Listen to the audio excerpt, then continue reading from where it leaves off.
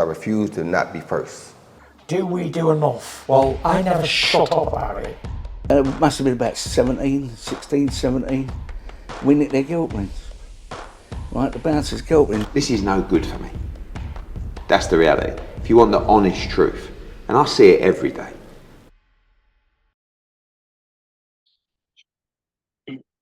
This is COLM for IFL TV, proudly sponsored by Everlast. Delighted to be joined by Jamie Conlan. Jamie, let's get straight to it because Lewis Crocker's been moved onto a card in Glasgow. I think it's a boxing social Fight Night Live card in Glasgow this coming weekend. He was meant to fight on your Conlan boxing card in Galway. Talk to me a bit about what happened there. He's relocated to Glasgow to start training with Billy Nelson. Billy's been ranting and raving about Harry's been performing in the gym and sparring in the gym. Unfortunately, Billy was going to be away April 22nd with Martin Bacoli in Poland, and it just made more sense that his first fight together that he was in the corner, and we got lucky. Boxing Social team had contacted saying there's a space on the card and would be interested in putting Lewis on it, and jumped at the chance because given the opportunity, we want him to be more active, especially the start of the year. We want him to be as active as possible. There's big promoters looking to, with broadcasters looking to kind of get behind him and saying him, and they rightfully have. It's been a very, very tough year last year. Unfortunately for Lewis, a lot of things just happened at the wrong time. Picked up an injury on his last spar a week out from the fight. Opponent didn't get on the plane on the day of the weigh-in.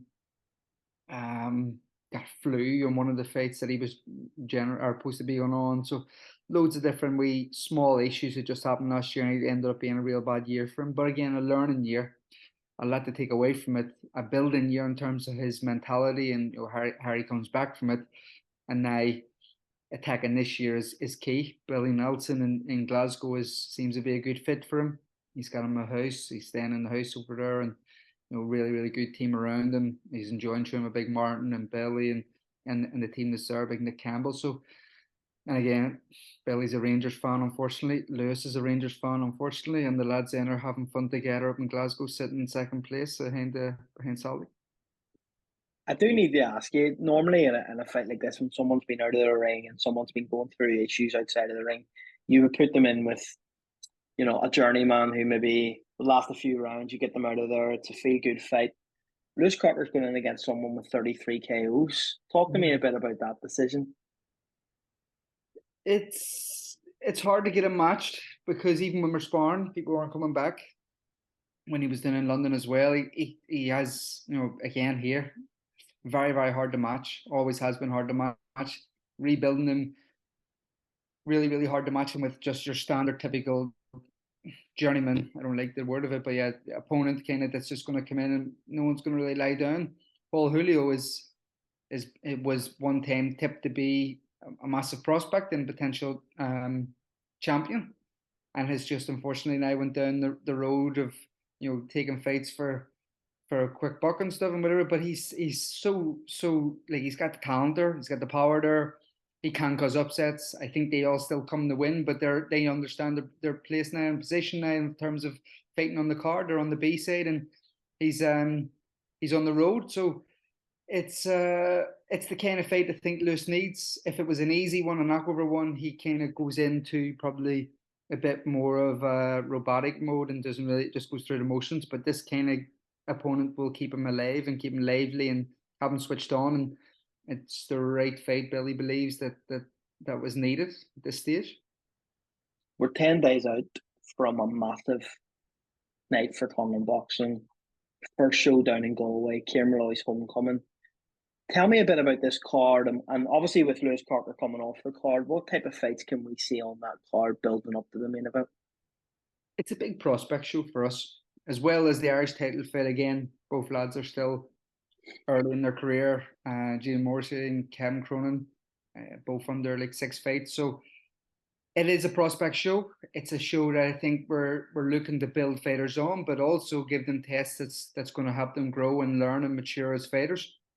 Kieran Malloy, I've ranted and raved about him since we started working with him. Even before it, I was very high on him, but getting to know him, and once we kind of started working, seeing his mentality, seeing how he his approach to boxing, his approach to life, and his approach to his career is just making me think this guy's going to be a superstar.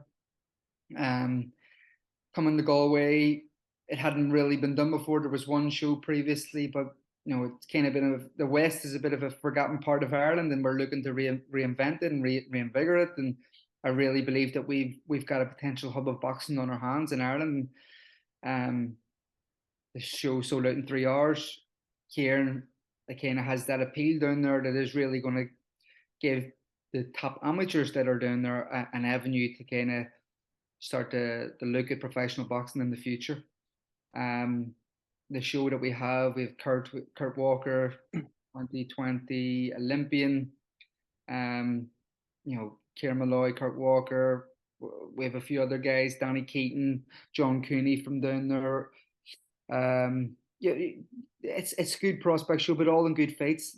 Again, Malloy's fighting Lester Espino, who's 6-1 at the minute, has beat 3 prospects in his last few fights. Again, on the B side of happy to be on the B side, but will come to win and cause upsets. Happy to rock the boat, and that's the kind of fight that is needed for a top of the bill and the prospect who we believe could go on the big things, because he'll really test them. Kurt Walker is in with a 4-2 Brazilian, 4 wins by knockout. His last opponent that he beat was ranked highly in the WBO, and he knocked him out in the 10th round. So that's, again, Kurt kind of needs that wee bit of fear in him, because he's mixed it so high at world level as an amateur, to come down and fight journeyman opponents as a pro. It doesn't do it for him, doesn't cut it for him. And Danny Keaton fighting Mendoza, who just kind of had a draw with Boyd Jones at the weekend, and real tough. Everyone's match tough. Everyone's match really tough, because it's all about progressing their careers and moving them forward. And John Cooney had just beat Mendoza, but is in another tough one with 7 and 6 kids. So there is some good fighters on the card, and I'm really looking forward to kind of building with them, working with them, going forward with down in Galway. Every fighter could have done a lot more. Dave Ryan as well. They're all crying for tickets, and it's a problem that we have. We don't have enough tickets. And then you throw in the Irish title fight, which was a classic last time on the small hall scene up here in Belfast, and then we're going to kind of do it back there. And both lads, testament to them, and jumping straight back in with each other when they could have went different routes and built their careers differently. And I'm really excited about the show. I think every fight is going to be well matched, 50-50. But again, building for something bigger. Next time we go to Galway, we'll hopefully be going a bit bigger than when we are at this moment in time. Will this be a consistent, stream of shows as such in Galway going forward? Does Kieran Malloy have the power to headline there maybe once a year? Twice. I think we'll go twice a year with Malloy in Galway and try and build something down there around them. I was taken aback when we went for lunch in Galway the other month, and the amount of people stopping you about the show, asking about a show. We haven't even announced it, and asking about a show in Galway. So I'm very excited. And we've looked at the university there about trying to do something there, which is about 3,500 we could get in there. In the Kingfisher, that's kind of what we're looking to do. And Kieran has bigger aspirations of doing the outdoor Pierce Stadium, and where Galway play their GAA. So that's kind of a long-term goal. Short-term goal is Leisureland, keeping that a consistency with Galway, and keeping at least 2 fights a year down there, and building the fighters around that region as well, because there is some good pros as well as Thomas O'Toole, and John Cooney is from down that way as well. So definitely a place that we would like to be going back. But it's something that we want to do with all our prospects is give them an opportunity to headline on a smaller show, prospect show on a Friday night. That's kind of what we want to do in different cities around Ireland. And Kurt will have an opportunity in the summer. Kieran again will have another one if we can go a bit bigger towards the end of the year. Fergus as well. Fergus Quinn will have an opportunity if he keeps continuing on the path that he is and moving at the rate that he's going. That's kind of what we want to do. Some small shows, building creating a hub, and creating giving the fans an opportunity to really get to know these fighters at the early part of their career and giving them more of exposure than being on a big undercard, which they will as well. But being on a big undercard when the spotlight isn't necessarily on them as much.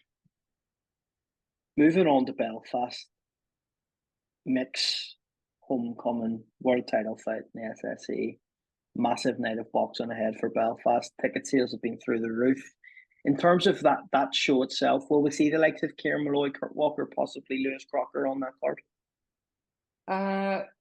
Once they get through their fights, we'll be able to assess where they're at and then put them in the position to fight.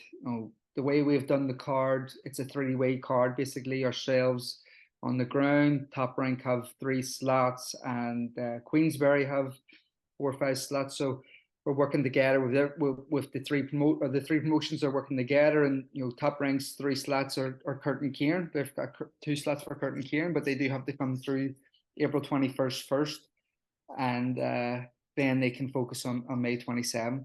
But we've got a busy schedule lined up for the guys. Hopefully they'll be out after May if they get through both of them with unscathed. We'll be going back across the America with both guys in the summer and keeping them active as well on both sides of the Atlantic. And that was the reason why we signed the two lads with Top Rank. It gave them exposure on both sides of the Atlantic and build them at home, but also let them feel what it's like to be a small fish in a big pond in America and really get the aspirations and the big nights in the likes of New York. Can you give us a bit of an idea of who's going to end up on this undercard? We've seen rumoured Pierce O'Leary to be on it. We've seen Paddy McCrory's name, Tyrone McKenna being thrown about. Can you give us a bit of an idea who's going to be on it? Paddy McCrory will be on it. We were going back and forth with Matchroom regarding Edgar Berlanga, and it seems like it just didn't suit. But we had Paddy lined up, opportunity in Madison Square Garden against Berlanga. You have to kind of listen to it and see if it can be done. But our main focus and our kind of path for Paddy was always to go May 27th in a big fight. Yamaguchi Falcao we're in discussions with and with the WPA about a final eliminator for the regular title against Dave Morrell, or he's got an opponent coming up as well. So that's kind of the path we have aligned for Paddy, and it's the right path, I believe, for him. Harry's progression is coming along, building nicely, keeping the rankings going, fighting another ranked fighter, and Falcao is a 2012 Olympian. Really, really kind of stale ways is not what Paddy kind of likes. Mover, unorthodox southpaw, got great fundamentals from the amateur game. Comes from that good Brazilian school, which especially in 2012 done really well. So silver medalist in the London Games as well. So it's a tough ask. We're going rightly with their crowd, and we're hopeful to have something locked in ASAP about Paddy at the end of this week. Ando Kakachi will go on about it. That's kind of what we're discussing when we can get them announced with Frank, and Frank has his slots. I think he'd want to announce the rest of his card on it, but we've already kind of said Ando will go on it, and we're okay to announce that. Pierce, Willow Hayden, his other 2 Irish fighters that he has, I presume that they'll be on it, because I've asked for them personally myself. I rate Pierce O'Leary as one of the best prospects in Ireland. It would be brilliant to see him back in Ireland and fighting in Belfast and fighting on a massive and getting massive exposure up here. Really, really can be a superstar here. His punch power is phenomenal. His work ethic is brilliant, comes across well. He's a great following from the north inner city of Dublin. He's a really, really good fighter. I've been a big fan of him since his amateur days in the under-22s, European under-22s. Watched him progress. Very, very good fighter. Hopefully we'll be announcing something shortly with Pierce. But under that, Fergus Quinn will continue. Hopefully we'll have an 8 or a 10 rounder. Connor Quinn as well. Been working with Mark Dunlap recently, and we're hoping to do something with Connor Quinn on the card, whether it be a minor international belt or an eliminator for a Commonwealth belt. We're working with that. And then young James Freeman making his debut from Armagh. Used to play for Armagh GAA. He'll be making his debut on the card. Has sold a shitload of tickets as well. Big debut for him. Done a bit of white collar stuff, I think. Bit of a club promoter down that way and up here with the students. Real good looking guy. Played the GAA. Great following. And interesting to see how his career goes. Big fight for Michael, but on the same night, we've got Lara Wood, we've got O'Coley and Bill Smith. What do you make of the three promoters all going head to head in the one night? Unfortunate. It's unfortunate, and I think they're all shooting themselves in the foot. Everyone is kind of going on the same date. Doesn't really work, but again, understandable. May Day weekend, you're going to generate a crowd. Each show will do well on the gate, and I think that's what they're thinking first and foremost. Wood situation, probably have to do it before the mandatory gets called with the Uzbek kids, so I would say that would have had to happen straight away. And I'm not overly sure on the situation with Boxer and why they went, but yeah, it's slightly unfortunate for each of us involved, because we're eliminating eyeballs that could potentially be making your own show bigger. But again, these things happen. It's tough, but they're always going to happen. Final one from me before I let you go, because we will catch up again soon. But in terms of the Wood Lara fight and Michael against Lopez, do you think there's a potential for a unification in the summer, providing maybe if Mick and Wood both came through it? Do you think that that's a big potential fight that could be made this summer? Well, it would be fantastic. All credit to Wood jumping straight back in with Lara. It's a real tough ask. I do believe actually he's making the right decision, but again, he's had two tough fights back to back. Lara's a real tough man. He can end the fight at any time, but I think Wood understands the mistakes he made from the previous fight and is getting back in with a guy who can end the fight at any time, like he just did. So he's taking a bit of a risk. Back-to-back losses is tough, but again, I think they got the game plan bang on. I think Lee Whaley done a fantastic job on that and really assessed it well. The problem with doing the unification together, I think both the IBF and the WBA have mandatories straight away after. So the Uzbek kid for the WBA and Abe, the Japanese guy for the IBF. So that could be an issue and a stumbling block in the way. But again, featherweight division is bouncing, especially on in this side of the water. Lee Wood, Josh Warrington, and Michael, three massive fan bases. Win, lose, or draw, I think they've showed the pulling power is with them, and records and titles and all aside, we could potentially have massive fights with massive atmospheres and big stadiums with these three fellas. Well, Jamie, thank you very much for your time. We'll catch up again soon. Appreciate it, and good luck in Galway next week, mate. Cheers, Galway. Cheers, Galway. Cheers. Because I refuse to not be first. Do we do enough? Well, I never shut up about it. It must have been about 17. We nicked their guilt rings. Right, the bouncer's guilt ring. This is no good for me. That's the reality. If you want the honest truth, and I see it every day,